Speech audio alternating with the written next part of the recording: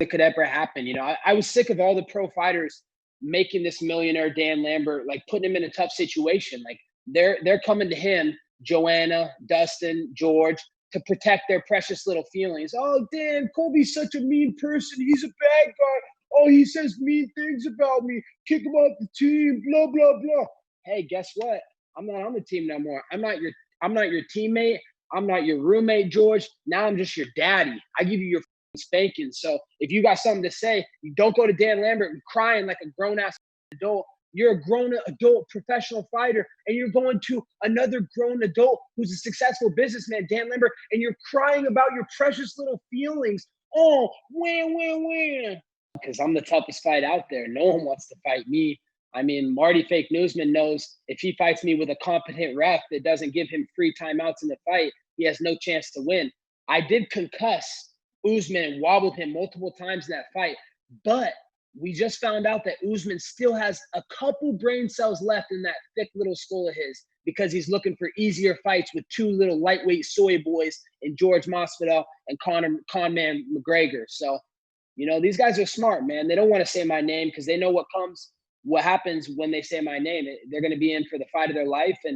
And you know, Jorge Masvidal, you know, he's out here begging for a rematch with Nate Diaz, the soy boy. I mean, that's pathetic, dude. Like, why are you making yourself look so stupid to the fans? The fans are realizing you're fake, you're a phony, and you're afraid to fight. You're afraid to fight the champion. What's up, dude? I called this from day one too, Ariel. I said George is not going to fight Usman. He's scared to fight, and he sucks at fighting. You know, he can win his next. Jorge Masvidal can win his next 20 fights. He still wouldn't have as good a winning percentage as me. That's how bad he is. So he's a bum and he's irrelevant. He hit lightning in a bottle, and you know, he's sad that he doesn't want to try and capitalize on it. He just, you know, but anybody out there, I'm looking to fight soon, Ariel. You know, I've been begging to come back and save the sports world, save America, but, you know, we just got to see what the UFC wants to do.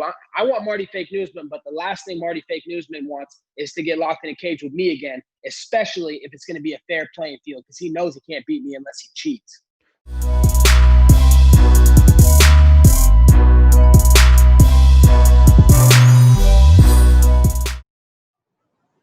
I'll let you ask Dan Lambert, but that dude was never part of this team. He was just a cancer, man, for the last 34 years.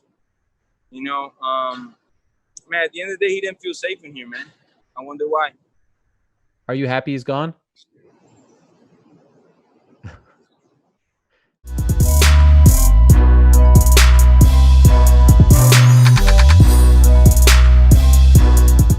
Could it be?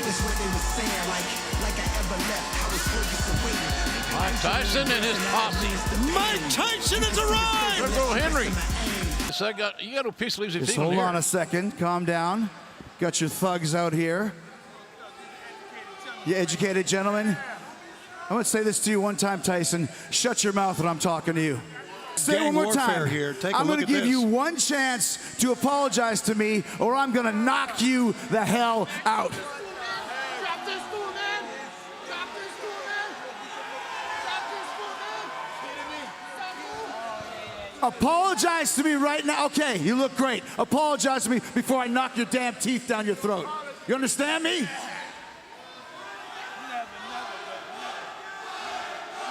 Don't hold your breath, Le Champion.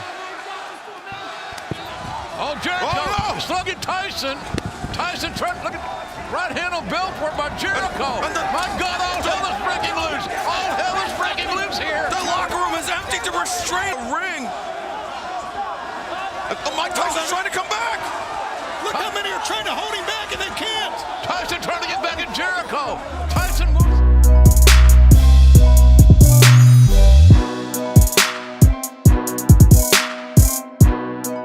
To be honest, I feel as if I should probably be fighting for a rematch of the title, or I should be fighting Colby or something like that. But he's a dangerous opponent, and it just made me reconfigure 3 or 4 times. And I just found the positive in everything. I was out in Thailand. I had a great training camp out there. Boom. I was going back to Thailand, and guess what? I couldn't fly out anymore. So then I went to Atlanta. Blessing in disguise. Had a great time with Manu down there in Madhouse. Then I went back to St. Louis to kind of taper down. I thought I was going to fight early. Boom. The April card didn't happen. So I just kept training. And one thing I just got to credit is just to the mentality. I think spiritually I grew so much in Thailand that I was sound. I was sound mind. And me and my son was training through it all, running, conditioning, flipping, beating up the bags. And then when it got noticed that, I may have fought, my trainer, Dean Thomas, drove 16 hours to Missouri. Wow. 16 hours so we can keep getting it in. And I wanted to make sure I was in shape when he got there. So I made sure my cardio was insane. I was beating the hell out of the bag, doing strength conditioning. And then we just picked up where we left off, and we finished up in Atlanta, tapered off at home, had my last session Saturday, and I just felt good, felt ready to go. So now I got to go on a freaking spree and just remind people what I'm made of and remind them who the hell I am and what I've done and what I'm going to do to you. So that's kind of where I'm at mentally. I'm just real quiet right now. I know people are talking and everybody want to fight me and everybody want to do whatever. It's been a couple of days I gave them a time of day, but right now I'm just quiet because when I'm quiet, I'm violent. And every time I've lost, my next fight has been a knockout. And I'm not saying I'm going to knock him out, but look at my statistics. When I lost to Nate Marquardt, Jay Heron, when I lost to freaking Jake Shields, and it was Koscheck. When I lost to Roy McDonald, then it was Dong Young Kim. So I've shown that I'm going to be resilient. I'm going to bounce back, and I'm going to make you forget about that last performance. Beats by Nevs.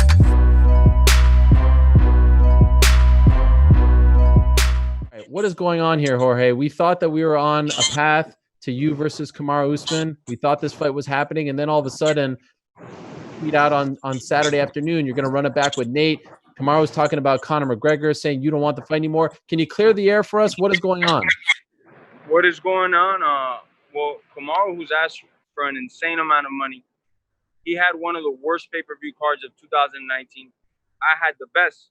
This is by numbers. It's not an opinion. I had the most sold pay-per-views of 2019. So he thinks he's hit the jackpot. And he was asking crazy money for the UFC. The UFC's told him no on several occasions. But this kind of goes back before that. Before me and Nate fought the first time, when Colby was giving him trouble, I stepped in because they called me. They go, would you fight Usman on 6 weeks' notice? I said yes. Usman said no. Who stepped in? Nate Diaz. Now, this thing comes about, and he's asking for a crazy amount of money because he thinks since he's fighting the star at 170 that he's going to get paid that. But you got to bring in your worth, man. You don't get that, You had the women's greatest champion that ever lived, the most talked about woman in our history, Amanda Nunes. You had Max Holloway, Volkanovski on the card, and a good undercard besides that. And they still had one of the worst draws ever because of Usman's whack ass. So how are you going to demand all this crazy money and then get upset when the UFC don't want to give it to you? And he gave it away. He's talking about if the price is right. Well, they don't feel that the price is right. They don't want to pay him that money. What I'm saying is that on April and May, he never signed a bout agreement. The UFC knew what we wanted for money. They went to him. He didn't sign a bout agreement. There was no further discussions. He didn't sign the bout agreement, so therefore they didn't even talk to me. I'm the one that draws you and sells you. People are buying the fight to watch me.